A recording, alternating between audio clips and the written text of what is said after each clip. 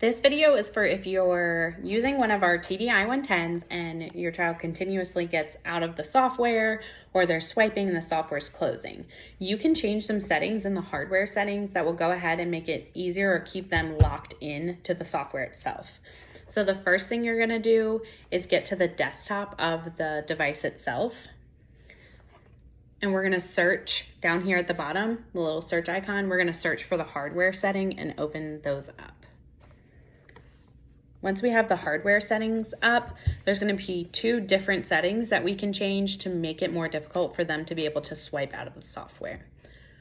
While that loads, in the TD Snap software itself, you also want to make sure if we go into Edit, User, we're going to go to Edit and then System. We're going to scroll down till we see full screen mode. And we're going to also make sure that that full screen mode is turned on when the child is in the communication software and using it. Back to the hardware settings. When we are in the hardware settings, we want to make sure that the home button is turned off.